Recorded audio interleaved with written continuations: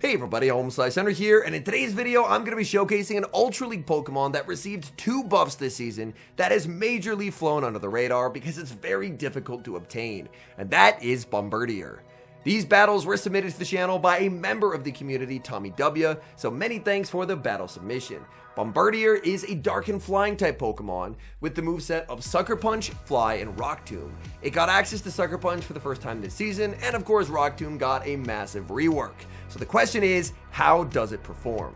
Well, without further ado, let's hop into the matches and take a look at XL Bombirdier in the Open Ultra League.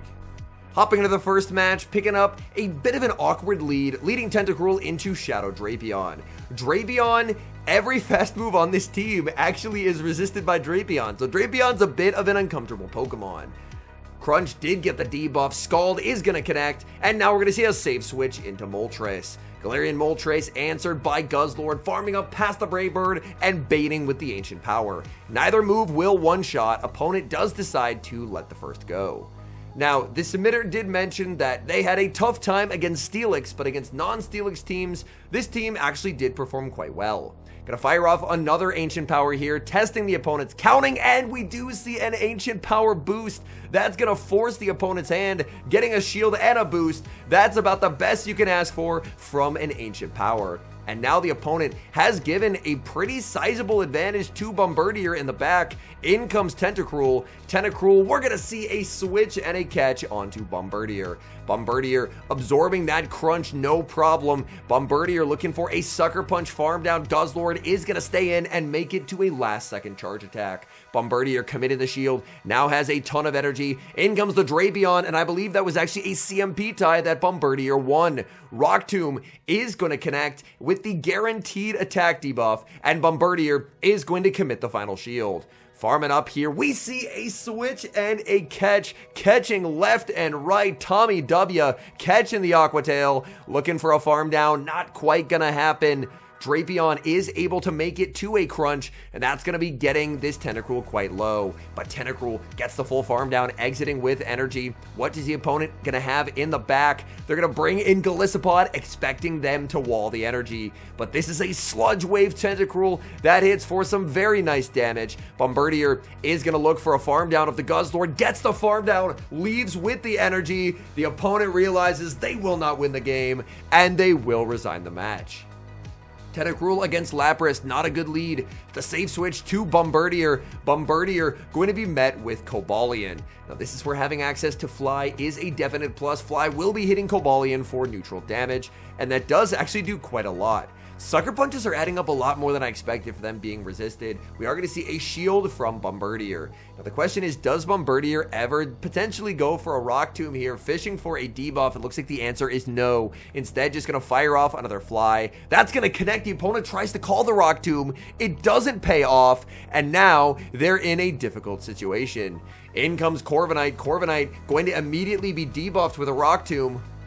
And the opponent has no fast move pressure here. Everything is double resisted. They pivot out into the Lapras, but now Lapras is answered with the Galarian Moltres. Galarian Moltres can survive an Ice Beam here. Oh, the opponent actually running Skull Bash. I do think in Ultra that Ice Beam is quite a bit better because Ice Beam does actually allow you to beat Pokemon like Zygarde. So the opponent fires out the Skull Bash first. They can now go for a Sparkling Aria, but will it be enough to knock out the Moltres? Moltres able to hang on and make it to another Ancient Power. Dark Flyers, such a problem for Lapras without access to Ice Beam. And now Tentacruel hits the field. Opponent is going to pivot out into the Corviknight, saving the Lapras, but by switching out, they have now undone that +1 attack boost. And we do actually see a Scald debuff, a rare sight nowadays, but lowering this Corviknight's attack. Corviknight now in a pretty difficult position. Corviknight gonna fire off another attack, but this just does nothing at -1. Tentacruel so comfortable to absorb that damage. Fire off a Scald, going for an undercharge here. Scald will actually still knock out. In comes Bombirdier. Bombirdier just needs to get to the Rock Tomb. Bombirdier shielding up as Psywaves aren't doing anything. The only damage they're gonna get is via Sparkling Aria. The Rock Tomb is reached, and that means this game is over. Rock Tomb KOs the Lapras, and despite a bad lead and an uncomfortable save swap, this game will end as a win. We've actually got a Tentacruel mirror in the next match, and this mirror definitely dependent on these debuffs. The Scald debuff, not a particularly common sight anymore, but it still can occur. Scald fired at the opponent here. We do not see a debuff, and now it's the opponent's turn. Will they get the Scald debuff that can flip this matchup in their favor? And it looks like they are not getting it either. Another Scald, and eventually, my guess is, once the opponent does throw their energy, we will see a pivot out here at some point. Oh, we actually see a pivot out into the Moltres. Instantly, the opponent could have thrown energy, decides against it, and is just going to bring in Credilli. Credilli going to be met with an Ancient Power bait. That's going to be no-shielded. A nice bait call from the opponent, but since, of course, Ancient Power, unlike Brave Bird, doesn't lower your defense, the Moltres can still survive. Moltres, unfortunately, cannot make it to the Brave Bird, so this will be a counting test for the opponent, and they do not pass. That was going to be a -1 Ancient Power, but they end up shielding, and Moltres is very happy to just let itself get KO'd. Now, Tentacruel can hit the field. Tentacruel is going to be able to tank whatever the opponent throws here, even if they do go for the harder hitting Grass Knot. But no, they're just going to spam out Rock Tombs. Rock Tomb and more Rock Tomb. But Scald, even at -1, will be able to knock out Credilli. The opponent still has a ton of energy on the Tentacruel, so I love staying in here. He debated switching out, saw it was the Tentacruel, stayed in. They're going to go for the Scald, and now it's all up to Bombirdier. Bombirdier instantly met with a Scald. Tough decision to make. Using the first shield here. Do we see a debuff? We do see a debuff, but in the back is Runerigus. Runerigus now going to be debuffed with a Rock Tomb. They shield a resisted Rock Tomb. Oh no.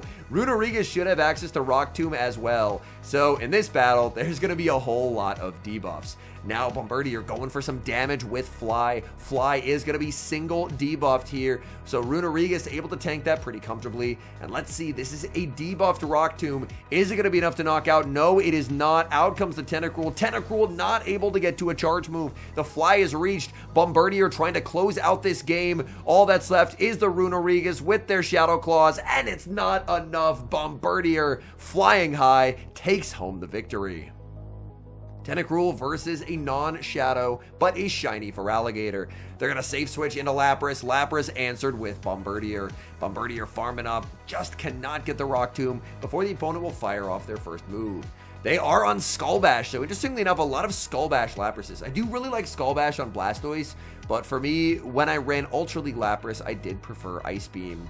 So now Lapras is going to fire off the Sparkling Aria. Now that there's not a threat of an Ice Beam, Bombirdier is very comfortable here. Bombirdier is going to get a massive farm down of that Lapras, exiting with so much energy. In comes Feraligatr, and Feraligatr's attack stat will immediately be reduced by the Rock Tomb. So now they're not doing as much damage. Bombirdier going for another Rock Tomb. Can this pull a shield from the opponent? No, they're going to let that through. Bombirdier, do you debate shielding here just to get a debuff on the final Pokemon? Oh, Tommy's going for it. He's shielding. He wants the debuff, and it's a Giratina in the back. And oh, trainer, I am so sorry. Giratina immediately debuffed with a Rock Tomb. There's a pivot to the Galarian Moltres.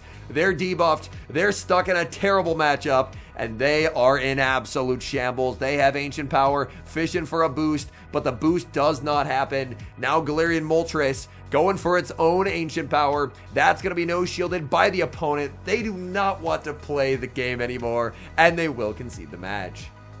Great lead, Tentacruel into Weezing. Tentacruel has a dominant matchup here. We see a safe switch into Dusknoir, and that's going to be answered with Bombirdier. Dynamic Punch will do a lot of damage here. It is survivable, but look at that damage. My goodness, Dusknoir is a scary, scary Pokemon. Firing off the Rock Tomb. Rock Tomb going to be no-shielded, and Bombirdier does get the farm down, denying a second Dynamic Punch. That is incredibly important, not having to go down a shield here. Back out comes the Galarian Weezing. Galarian Weezing going to be debuffed with the Rock Tomb. Not a lot of flies being thrown throughout the course of these battles, just non-stop debuffs. The opponent gets a big farm down, but they're debuffed, so they're going to have to pivot out. It's Jellicent in the back, and this game is over. This poor opponent, as it looks like Tommy may be having some internet issues here, as his Sucker Punches were not going through. It looks like, thankfully, his internet has sorted it out, and now he is getting the appropriate amount of Sucker Punches. But my goodness, the poor opponent running double Ghost just to run into double Dark Flying. There's just not really anything that they can do in this game. Ancient Power and the boost. Oh, you didn't have to do it to him. Oh my goodness, that is a diabolical boost. Opponent with a nice combo play here, switching in with the Wheezing with the Sludge, doesn't KO because of the boost, and now Tentacruel hits the field. Tentacruel is going to be hit with many brutal swings, but unfortunately brutal swing, especially with not same type attack bonus, just does not have a lot of damage in this matchup. They're going to need 3 more, and this Tentacruel can just fully farm all the way down. And everything the Tentacle throws will be resisted, but at this point, it's just about getting the damage that you can and burning that switch timer. Scald into the Jellicent. Jellicent just so low. After this Scald, the switch timer will be available, and they realize there's just no hope in this one. They're not going to play anymore. They know Shield, and that game will be a win. Tentacruel, Talonflame, great lead. And the back 2 Pokemon have rock moves, so this Pokemon doesn't really have a lot of places to go. In comes Cresselia. If Cresselia does have access to Future Sight, it could be uncomfortable for the Tentacruel, but if it is Moonblast, it could be uncomfortable for the Dark Flyers. And it does have Moonblast. Unfortunately, Moltres getting rocked with super effective damage. Moltres deciding to commit a shield here as Moonblast number 2 comes through from the Cresselia, and a Brave Bird will be needed here. Ancient Power would not nearly be enough to KO. So I'm going to fire off the Brave Bird at Cresselia. Cresselia commits the shield, and honestly, I like the decision to let this go and then potentially go for a massive farm with Bombirdier. But the question is, can Bombirdier get a Sucker Punch farmed out before they make a move? Cresselia, it's very, very bulky. It's going to be close. Bombirdier, no, decides against it, switching at the last second into this Tentacruel to absorb the Moonblast. Opponent pivots into a Talonflame. How is this their best response to a Tentacruel? Scald rocks the Talonflame. Tentacruel can outpace here, but no. Instead, gonna go for the 1 shield farmed out. Talon should Brave Bird here to limit the farm. They fly, and that's a misplay, as now this Tentacruel gets even more energy. And if Talonflame is their best answer, then they're very, very weak. Oh no, it's Virizion. Going straight for the Sludge Wave here against the Virizion. Virizion does commit the shield. In comes Bombirdier, and this is double super effective damage. Bombirdier, 1-hit KO. Down goes Virizion, and that's a good game. Tentacruel, Shadow Primeape, great lead. You really want to keep switch advantage if possible in this matchup. Opponent safe switches into a shiny low kicks. What a cool team from the opponent. They have never seen a fairy type Pokemon in their life, but either way, an extremely cool team. The issue is so far is the opponent has 2 Pokemon that have a heavy resist to Sucker Punch. Now, because they actually no shielded, thankfully Moltres can hit the field. Moltres is going to be hit with a boosted X-Scissor here. X-Scissor will inflict some serious damage, and now the opponent will get to send back out the Primeape.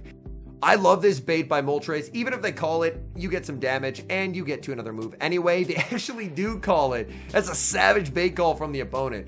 But if you're the Moltres, that's still fine, because the worst case scenario is Brave Birding, them shielding, and then you don't get a second move. Whereas now you got a ton of damage on them and you were able to get a shield. They're going to go for the close combat. It does not knock out in the back. Oh, Trainer. They have Grumpig met with Bombirdier, and Bombirdier is going to completely run away with this game. They go for Dynamic Punch. Bombirdier going to fire off the Rock Tomb. They're going for an undercharge on the Rock Tomb as well. Opponent smartly get a no shield, but Bombirdier does want to exit with energy, because energy is going to be needed. You can't give the Primeape too much farm. So Bombirdier gets to exit with a ton of energy. In comes the Primeape, accidentally tabbed out of the app, but quickly back in to fire off the fly. There's the switch to the Tentacruel. Tentacruel gets some valuable poison jabs, and now Bombirdier has a tough call to make, committing the shield. Is it the close combat? Yes, it is, and because of that -2 defense drop, that Sucker Punch KOs. Tentacruel into Roserade, the opponent breaking out the spice, but unfortunately Roserade has no play into this team whatsoever. We see the safe switch into Bombirdier. That's going to be met with a Guzzlord.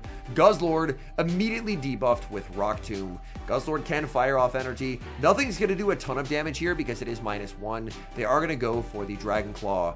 Bombirdier continuing to farm, firing off another Rock Tomb, just continually debuffing the opponent more and more and more. This Rock Tomb does actually get the opponent pretty low. Bombirdier, if it wants to, can make a play for switch, and it looks like Bombirdier is going to do exactly that, but the opponent says no. They send in Roserade, they snipe with the Weather Ball Fire, and that's honestly a nice play by the opponent. they're going to be able to spam out Weather Ball Fire at the Galarian Moltres and honestly make life a little bit uncomfortable. Because of Poison Sting, they have straight 4 pacing. So this is like Melmetal to Double Iron Bash. It is incredibly fast.